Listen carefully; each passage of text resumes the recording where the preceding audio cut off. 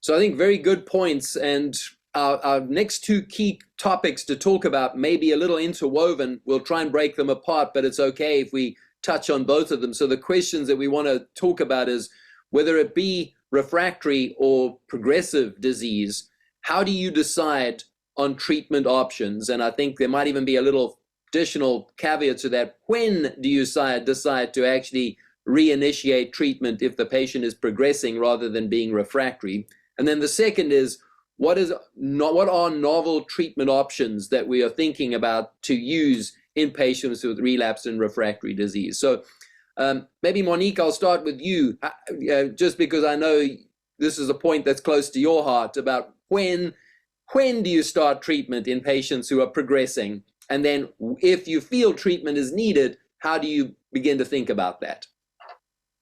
Yes, that's true. So because I'm perhaps a bit conservative in that sense that I don't treat immediately when progression is clear. So progression measured as a rise in your IgM level, and then patients start asking me at which level do I have to start again, or which level, when do you start treatment again? And also in that case, it's an individual assessment. Of course, when levels are too high, patients are at risk for hyperviscosity, and that's a clear reason to start treatment, and that's around 40 or 50 grams per liter. So that's another unit than you use in the United States.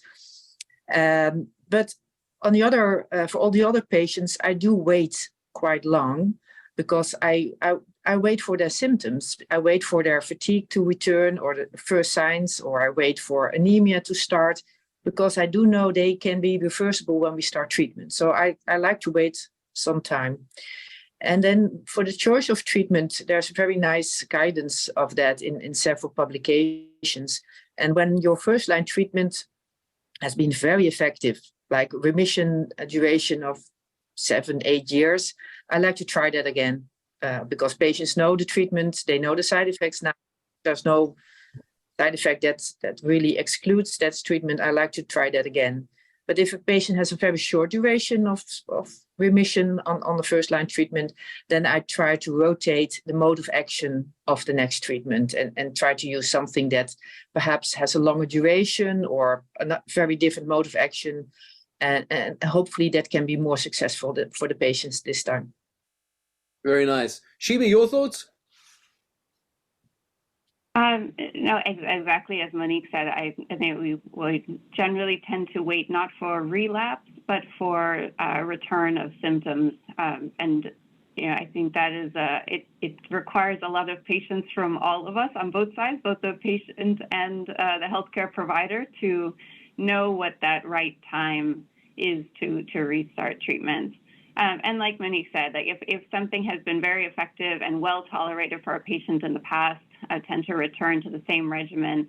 It's only if the previous regimen was not well tolerated for some reason, or the time to retreatment is short, then I will look to something new.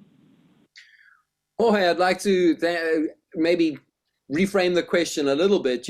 I think in the old days when we had not such great drugs and we gave them, and people got a great response, as Monique shared, we said, let's do that again. But quite frankly, we actually got pretty good drugs now with actually quite remarkable results with a number of our approaches. So what's your thinking at this point? Is that an approach that is probably going to go out of favor in the future? Or is that something that, how do you do it with many of the new agents that are available at your institution? Yeah, no, that's a good question. So I tend to use the same regimen, when we have exceptionally long responses. And I think the tolerability of the agent is key. I mean, the fact that the patient tolerated the treatment well, I think that's actually very important, in addition to how durable the response was. So I do tend to do that. But again, maybe I'm a little bit more. I really have to. I said the word exceptionally long, right? So if you really have a great exceptionally long, then I think that sounds reasonable to me. most of the times, I do prefer to use a different mechanism of action when the patients are relapsing. So if a patient was previously exposed to a chemoimmunotherapy agents, then I think about a BTK inhibitor in the second line. If the patient had a BTK inhibitor in the first line, then I tend to use a chemotherapeutic agent. Now, a lot of my patients ask me, about what is the best sequencing in this specific setting, and I think we don't have really enough data to categorically say, what is the best sequence in these type of situations. I think most of the data supports, BTK inhibitors do great in the second line treatment.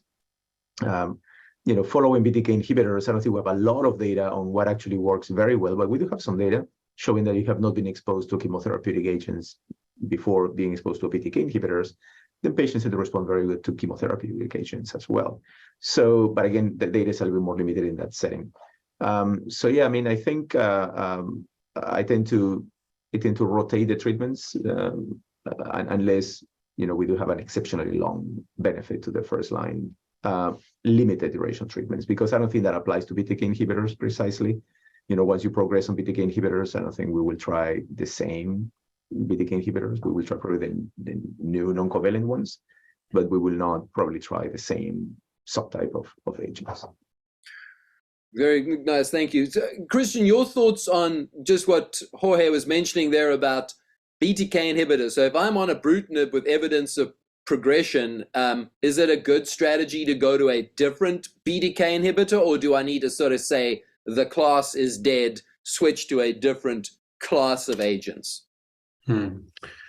Yeah, so when you have really progression on a true progression on ibrutinib, so what we would always do, as Jorge said, to use something with a different mode of action, and this can be a non-covalent BTK inhibitor, pirtobrutinib. I think we hope that it's approved in Europe very soon. We have already a compassionate use program for other lymphoma entities such as mantle cell lymphoma, so I hope it's available very soon. It can be also immunochemotherapy, or what we also do quite often, based also on your data, Jorge, is venetoclax. So we ask the payers whether they are willing to pay for venetoclax single agent. So we would not go, when we have progression on ibrutinib, we would not go to zanubrutinib. So true progression, when we would have, side effects which have led to discontinuation of ibrutinib, then it's a reason, or we have a good rationale to switch to Zanu. But when it's really progressive disease and the disease is not more sensitive to ibrutinib, you would always go for a different class of agents, which can also be, many countries worldwide which don't have all these possibilities. It can be classical immunochemotherapy, of course.